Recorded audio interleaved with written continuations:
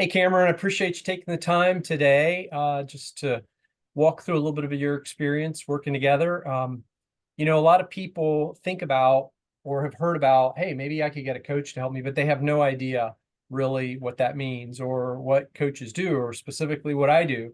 So just based on our experience, I appreciate you being open-minded just to share a little bit about where you were, um, where you are now, how things are moving, and give people an idea who don't know me and don't know what I do, what it's like to work with a coach and maybe what to expect.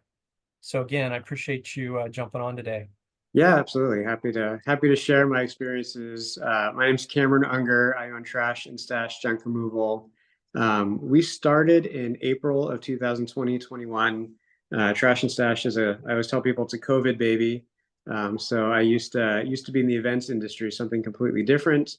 And when COVID happened, it wasn't super kind to those of us in the events world, and wanted to figure out what I could do that was different. I was done with my events career, and kind of got really excited about the idea of a sweaty startup. I was tired of being a widget in this machine, and so got wanted to get out there, work with my hands, do something independent of the economy at large. And so no matter what happened, I could go out and provide for my family. And so spent some time researching, studying what was out there in the world, and saw moving trucks in every street, garages full of stuff and empty of cars, and realized, we collectively had a stuff problem, and junk removal was a trade that I could get started with. And so I had no real trades experience, had never been in a landfill prior to starting this business, but bought a truck, parked in the driveway, and kind of ran from there. So the learning curve was pretty steep. I did feel, I'd come from a events industry that is operational. It is customer service. I felt like I had the prerequisite, the skills to do it, but had to learn the trade as we went. And so we are a local business. We run. We At one point we had as many as 3 trucks. We really just run 1 truck right now, but we provide professional, affordable, and environmentally responsible junk removal to both residential and commercial customers. Um, where we were at and why we decided it was time to reach out to somebody. We were really excited at the beginning. It was like, oh my gosh, people are paying us money to do this. Like, there's dollars coming in, and our top line felt really good. Like, we were looking at top line numbers going, this is great. We're making a lot of money. And then we're looking at our bank account and realizing we had no money. The pile wasn't getting any bigger. The debt was getting bigger, and probably didn't really have good answers as to why that was happening. And then we had a bit of a wake-up call where at the end of last calendar year, we're sitting with our bookkeeper, and we're looking at our numbers, and they literally said you have a negative net worth, that your debt is more than what the company is worth. And so it was like, oh my gosh, for the last 3-4 years we've been doing all this work and have nothing to show for it, which didn't feel right. I don't Yeah. believe that is true. But I could have quit at that moment and had less money than I started with. And that was a very scary proposition, and realized we had to get serious about correcting that if we were going to live to make it to the end of the next year. And so that began our exploration into working with you, Mike, and what a coach could do for us. Yeah, I appreciate you sharing that background, especially because it's so common, it's not uncommon, especially from a startup for the first few years. And your company sounds like a franchise, but it's not. You started this from the ground up. And it's really common, unfortunately, for businesses to be cash flow negative or unprofitable first year, 2 years, sometimes even a little bit longer. And our goal is to turn that around quickly and shorten that learning curve.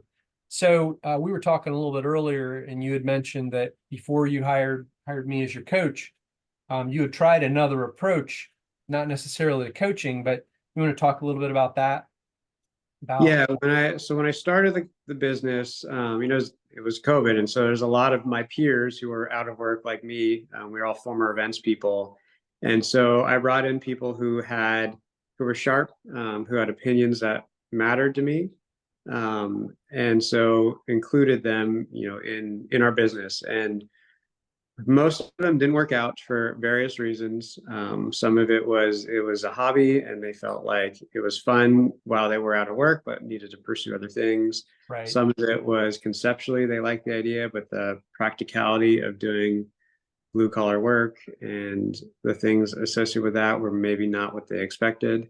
But I did have a couple who hung around, and so one of them eventually, sort of grew into our director of operations position, and he did not have an ownership interest in our company. He was excited to play the part of an owner and eventually grow into that seat. Although the idea of buying or paying for equity was maybe not something that was real. But I treated him like a partner, even though he was an employee. And so I think that put him into a awkward situation, in that here's an employee collecting an employee's paycheck, but is being exposed and treated as if he's got equity. Yeah. And so I think it was just confusing. I think it was misplaced, not misplaced trust, but misplaced responsibility. And that happens fairly commonly. It's not an uncommon thing that when we need help in an area, sometimes we'll put more on someone than they're really ready for, or might make sense at the time. Yeah. Yep. Yeah, it's almost a crutch too, because it's like, I mean, even in this conversation, I've used the word we a lot, and we is a royal we, but in that sense, you had a literal we where it was like, we're making decisions together. And so if you weren't always confident in the choices you were making, you felt like you had somebody who could support that, or I realize I'm responsible for the weight of every decision, and ultimately I bear the consequence. Right. But there was a feeling of support, whether that was real or not, and that was misplaced in that particular situation. And so you'd mentioned earlier that, when you got to the point where you had the meeting with your accountant and things were negative. So cash flow and profits were negative when we started working together. Is there anything else that was going on? I can't think of anything, but anything else that was going on that was really in your mind at that time that you needed to get a handle on? No, I mean, I think in our business, people and managing teams and crews is one of the things that we're always going to have to navigate, and there's always a Right. challenge. We were pretty fortunate in that we have turnover, but we don't have turnover that's consistent with the rest of our industry. We're relatively stable. So managing the crew is, an ongoing challenge, and probably something that played a little bit of a role, but it really was cash flow, Right. having that realization that, and it wasn't even like I remember having a conversation with someone saying, "Hey, we got a cash flow problem." And they're like, "You don't have a cash flow problem, you have a profit problem." And so, because even Yeah. when you say cash flow, you're like, in your head, that means you're making enough money and you just don't have it in your hands. And that wasn't the truth. The truth was we needed to be a more profitable business to do what we needed to do. That's really a great point, because so frequently the first thing that I hear when I'm talking to a business owner is they'll say cash flow, but what they really mean by it, whether they know it or not, is it's profit. Because like you said, unless you're having a collections problem, it's not cash flow. It's you're not profitable. Yeah. So let's talk about, some of the change, some of the things that we did, and maybe where you were able to get your business to. It's seasonal business, we understand that, but so let's see. I know we jumped in, we looked at break-even point, we looked at debt structure, we really went through all your P&L for months and months just to figure out what the core issues were, right? Yeah. Yeah, I think having a real honest look at our P&L was the first step. And we had had that kind of, come to Jesus moment at the bookkeeper, where it's like, we got to get serious about the bottom line, because the top line can stroke our ego all we want, but let's really humble ourselves to what's going on here. And so we were open to that sort of analysis when we started working together, but then getting into the numbers and understanding them, figuring out what they're telling us, both good and bad, like where are the opportunities, where are the things that are really causing problems, was the first step. And how to course correct. So increasing our prices, cutting down overhead, and then really managing the debt. And so by managing the debt, we talked about how do we restructure it, with some consolidation opportunities, and then recognizing that debt, whether it's company debt or personal debt, is debt, and taking the personal savings, cash and reserves, and using that in an effective way to get out from underneath some of that, so that we Yeah. can have positive cash flow, that we are profitable, that we're Right. not putting ourselves in a position to bury ourselves again. Right. Been a big part of our relationship. Yeah, that you made some really, really smart decisions in that process. So I'll even correct myself a little bit.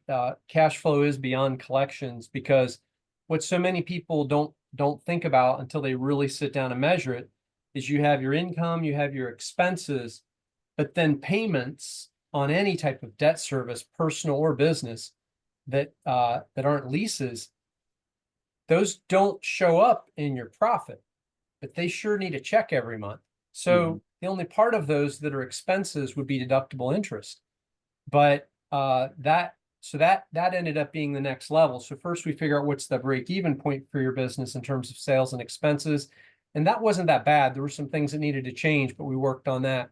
But getting a hold of all the assets, a few different types of debts, and really restructuring that was one of the big breakthroughs for you, and created a really significant amount of cash flow, positive cash flow for you, so that your profits were actually ending up in your bank account. Yeah, I And mean, and you weren't borrowing from Peter to pay Paul. You didn't do irresponsible high interest loans or anything like that. You made a lot of really smart decisions. yeah, we're fortunate in some in the circumstances we had to be able to get loans that made sense, and that we had money that it was you're sort of financing things just for the sake of financing it, and really speaking from a personal perspective instead of using the dollars that we had. And so that was important, to be able to get out from underneath that stuff. And I talked about it early in the call. We had 3 trucks. We now only have one. And so being intentional on a contraction strategy, because we could justify the existence of those additional trucks, but they came at a very high expense, and we weren't really helping us from a sales capacity standpoint. And so Right. once we recognized that, we could eliminate the overhead, become much more efficient. And the overhead was not only truck payments, it was parking, it was insurance, it was Pairs. repairs, it was labor to run those trucks. You sort of think in a service business, oh, if I'm doing this amount of money with one truck, if I add a second truck, I'll double it. That's right. And that's not the real math. The real math is you have it. Yeah.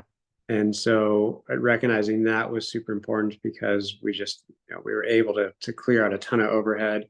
And now we can get that truck, it's almost at capacity now, but run it to full capacity before we can think about adding routes or adding time or adding Right.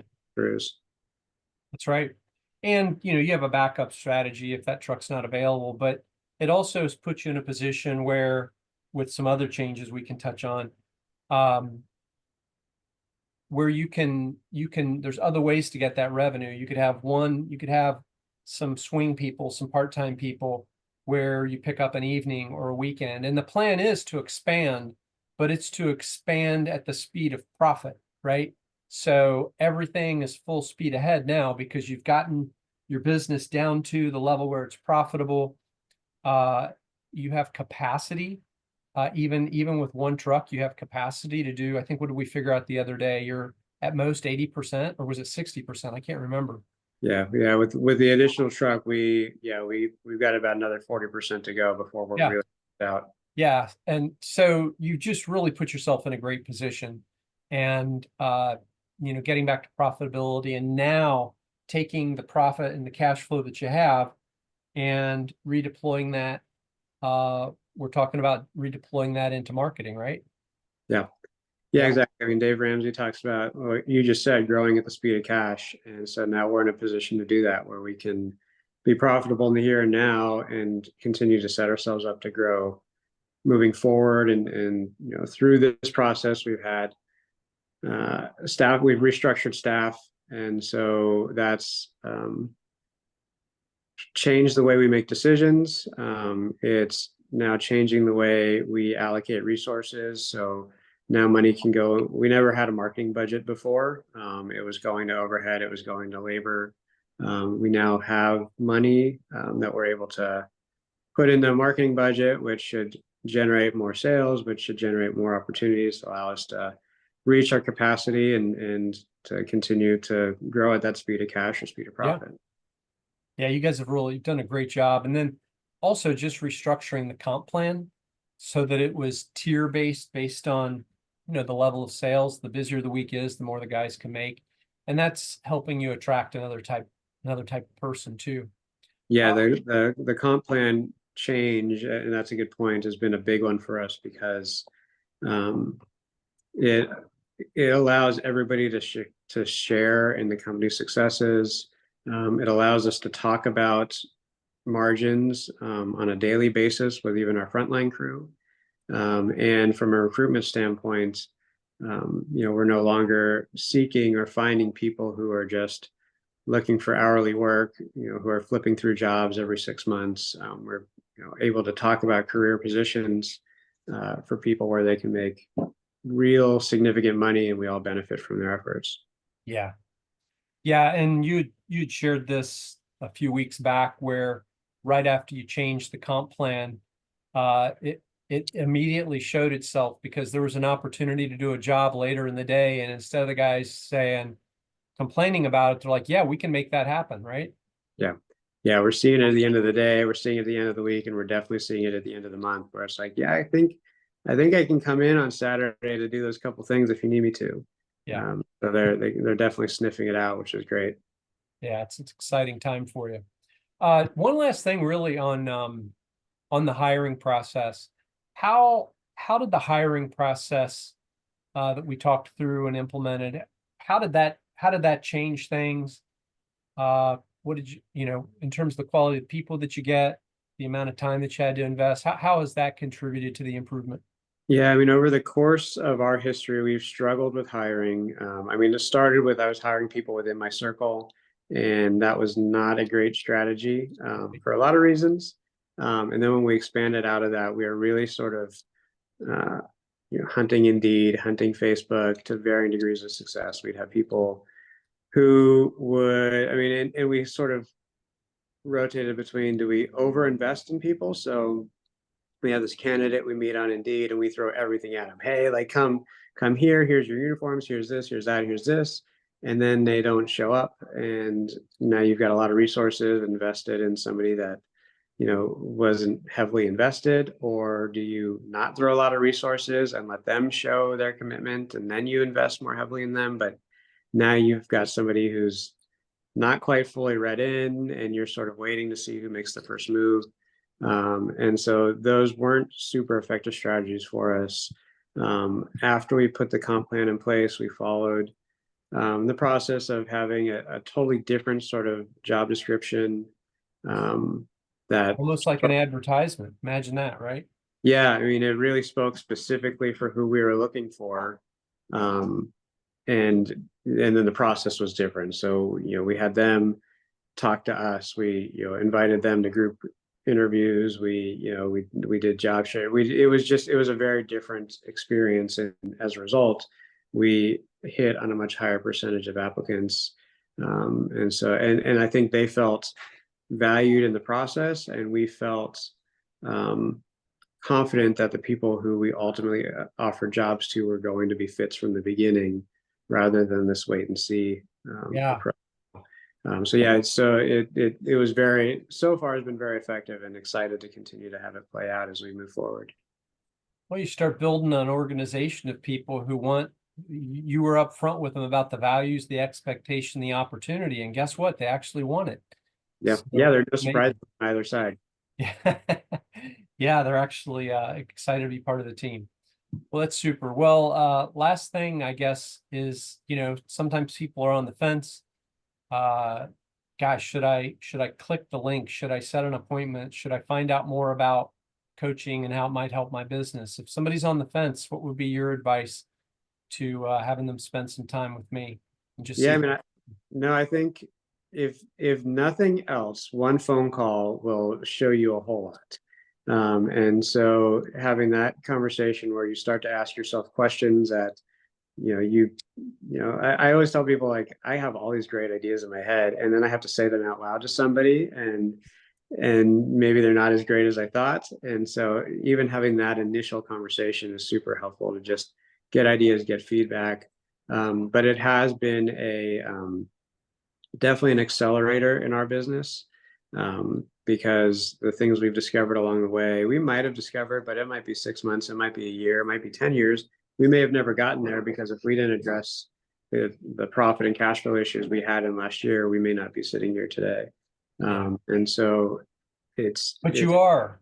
we're here, and so I'm Right. thankful that we crossed paths, because that was a big part of it. I would most certainly encourage that conversation. There's a lot of people who are out there wanting to give advice. There's not a lot of people who understand service-based businesses or route-based businesses, and so sharing with somebody who's coached people who live in that world, who's lived in that world himself, has been great. So I certainly encourage the phone call and the pursue the process here. Yeah. Well, I appreciate you and everything you've done. I'm really excited about where you've come from, where you are now, and just really how you're positioned to really, you're right there at that level where you're starting to build for the next stage. And with the recent organization changes, you're able to invest more in the growth of your company. And I'm excited about your future. Yeah, Glad to have an opportunity to work with you. yeah, definitely. You introduced the idea of the J curve, and so that's where my hope and optimism is we are riding up on that J curve, and so Yeah, that's been a big mindset thing, if nothing the else. real thing. Very, very few people tell you, and if they did, most might not believe just how hard it is. It isn't impossible, but what you have to, all the things you have to get right to not lose money or not need more cash than you think you do. That's why they call it the J curve. So, Yep. well, you're out of the J curve, so I'm excited for you and look forward to everything we're going to be able to do moving forward and what it's going to mean to you and your family. Yeah, thanks. Well, I appreciate all you've done for us. Well, we'll keep it going. Appreciate you. Take care. Yep, thanks, Mike.